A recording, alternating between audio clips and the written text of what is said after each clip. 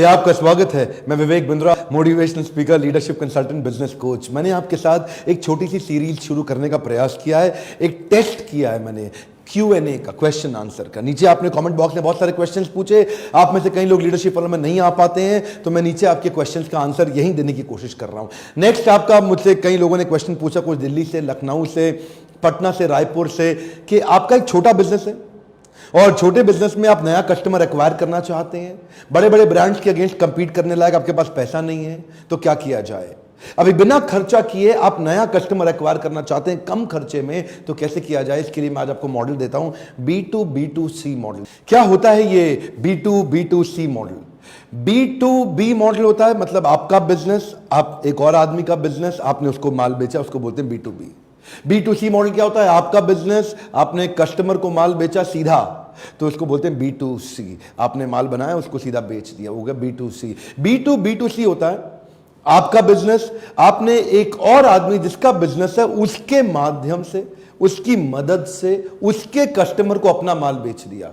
यह बड़ा कमाल का तरीका है। यह वो तरीका है जो लोग नया बिजनेस शुरू कर रहे हैं ना, जिनके पास ज्यादा खर्चा है नहीं करने के लिए, उनको इस तरह की पार्टनरशिप्स की तैयारी करनी चाहिए। ये वो एक कोलैबोरेटिव प्रोसेस है जिससे आप नए डिलीवरी चैनल्स क्रिएट कर लेते हैं। लो कॉस्ट डिलीवरी चैनल, ध्यान रखिएगा, कमाल, ये लो कॉस्ट कस्टमर एक्विजिशन का तरीका है। आपके पास आपका खर्चा कमाएगा ना, क्योंकि आपने अपना माल उसके माध्यम से बेचा जिसके पास बहुत सारे कस्टमर पहले से ही हैं। तो ये क्या हो गया? Power of third party influence. जिसके पास जनता है उसकी दुनिया सुनता है।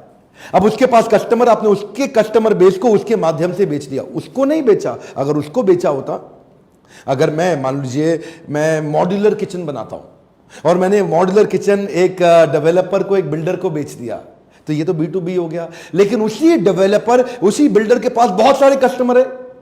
उस डेवलपर ने 2000 अपार्टमेंट बना के बेचने हैं और उसको पता है कि इसके पास 2000 कस्टमर है, तो मैंने उसके माध्यम से उसके कस्टमर को बेचा जिसमें उसको कुछ प्रॉफिट शेयर कर दिया। इसको बोला B2B2C, यानी कि बेचा तो कस्टमर को लेकिन उसकी मदद से। मान लीजिए मेरा ट्रैवल टूरिज्म टिकटिंग का काम है और एक बड़ी लार्ज सेटअप ऑर्गेनाइजेशन जैसे BHEL, जैसे इंडियन ऑयल, जैसे मारुति सुजुकी, जैसे steel authority of India limited, ये सेल, ये बड़े बड़े SBI, इनके पास 10-10, 20-20 हजार एम्प्लॉइज, 50-50 हजार एम्प्लॉइज तक हैं। अब आपने इनके साथ एक पार्टनरशिप कर लिया। आपने क्या किया? आपने कहा कि साहब मैं आपके एम्प्लॉइज को खुश करने के लिए, आपके HR की नीड को पूरा करने के लिए, आपके ह्यूमन रिसोर्स को एक ऐसी सुविधा दूंगा जिससे इस कॉस्ट पे मैं उनके लिए टिकट ट्रैवल बुक करके दूंगा, या ऐसा पैकेज दूंगा, या ऐसी एक सर्विस दूंगा। अब क्या हुआ? अब वो 20,000 या 50,000 एम्प्लॉय को अकेले इंडिविजुअल पकड़ने में बहुत पैसा लग जाता, आपका बहुत खर्चा लग जाता, वो आपके पास आते नहीं आते। लेकिन मारुति या स्टील अथॉरिटी या NTPC, ONGC, गेल, वेदांता, भेल, ये बड़ी ऑर्गेनाइजेशन है।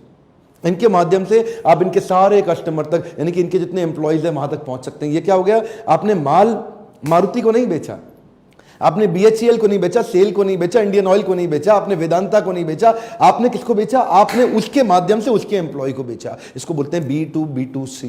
अब जैसे मान लीजिए एक्सिस बैंक या HDFC, ये अपनी क्रेडिट कार्ड के ट्रांजैक्शन कराना चाहते हैं, ये भी उनके लिए एक सेल होती है।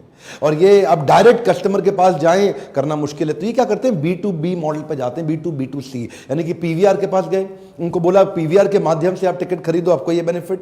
तो PVR के कस्टमर इनको मिल गए। ऐसे ही ये किसी इलेक्ट्रॉनिक स्टोर पे जाते हैं, किसी रिटेल आउटलेट पे जाते हैं, किसी शॉपिंग, तो वहां जाकर के उनका कस्टमर इनको मिल जाता है। इसको बोलते हैं B2। देखिए, आप अगर नीश प्रोडक्ट बनाते हैं, आप ट्रैवल बैग्स बनाते हैं, आप एक अच्छे लग्जरी गुड लग्जरी बैग्स बनाते हैं। अब लग्जरी गुड लग्जरी बैग्स आप बेचेंगे किसको? उन्हीं को बेचेंगे जिसमें वो दम है खरीदने के लिए। तो वो लोग आपको कहां मिलेंगे? वो ट्रैवल बैग्स, जो एक्सपेंसिव ट्रैवल बैग खरीदने वाले लोग कहां मिलेंगे? वो आपको मिलेंगे। आप क्या कर सकते हैं? आप एयरलाइंस के माध्यम से वहां पहुंच सकते हैं। आप जेट एयरवेज को, आप एयर इंडिया को, आप विस्तारा को, उनके बिजनेस क्लास पैसेंजर्स को उनके माध्यम से पोजीशन कर सकते हैं। जैसे कि जेट एयरवेज ऐसा करता भी रहा है, वो दूसरों के ब्रांड्स को अपनी एयरलाइंस पे प्रमोट करता रहा है। इसको बोलते हैं B2B2C, यानी कि जेट एयरवेज का कस्टमर अभी आपको मिल गया। इससे ना फायदा क्या होता है? इससे फायदा होता है आपका ना कोका कम हो जाता है। कोका मालूम है आपको? नहीं मालूम? अच्छा, ऐसा करते हैं, इस पर भी एक वीडियो बनाएंगे आगे चल के। कोका को बोलते हैं कॉस्ट ऑफ कस्टमर एक्विजिशन। एक नया कस्टमर जो आप बाहर से लेके आते हो, मान लो एक नए कस्टमर को लाने की कॉस्ट आ गई आपकी 1000 रुपए की, और जो आपने उसको माल बेचा वो 800 रुपए का, तो आपका 200 रुपए का नुकसान हो गया कि नहीं हो गया? अब अगर मान लीजिए उसी कस्टमर को एक्वायर करने की कॉस्ट आपकी 200 रुपए रह गई और 800 का माल बेच दिया, तो 600 रुपए का फायदा हुआ और कस्टमर रिपीट आएगा, तो आगे चल के उसको आप कई बार बेच सकते हैं। इसको क्या बोलते हैं? कोका रिड्यूस करना, कॉस्ट ऑफ कस्टमर एक्विजिशन। ये इसके ऊपर मैं अलग वीडियो बनाऊंगा। मेन बात सिंपल सी है साहब, जिसके पास जनता है उसकी दुनिया सुनता है। ढूंढिए किस किस के पास बहुत बड़ा कस्टमर बेस है, उसको अपना पार्टनर बना लीजिए। मैंने इसके बारे में एक वीडियो क्रॉस प्रमोशन पार्टनर, लगभग सिमिलर अलग टॉपिक पे मैं पहले बना चुका हूं, वो भी जरूर देख लीजिएगा। ये इसका थंबनेल क्रॉस प्रमोशन पार्टनर। मेरे साथ भी लोग अब बहुत पार्टनरशिप करने का प्रयास कर रहे हैं। हमारे बाउंस बैक सीरीज के इवेंट्स होते हैं, वहाँ एंटरप्रेन्योर आते हैं, सैकड़ों हजारों एंटरप्रेन्योर आते हैं। लीडरशिप फनल की सीरीज होती है, वहाँ सैकड़ों एंटरप्रेन्योर इकट्ठे आते हैं, बड़े की डिसीजन मेकर खुद ही आते हैं। तो जो लोग उनको अपने प्रोडक्ट सर्विस बेचना चाहते हैं वो हमारे साथ आके स्पॉन्सरशिप करते हैं, हमारे साथ पार्टनरशिप में जुड़ते हैं और हमारे माध्यम से हमारे सारे कस्टमर बेस तक एक्सेस उनको मिलता है ताकि वो जुड़ सकते हैं। ये बड़े सारे ऐसे उपाय हैं। ढूंढिए किसके पास सबसे बड़ा एक्चुअल राइट टारगेट ऑडियंस, आपका टारगेट ऑडियंस किसके पास है।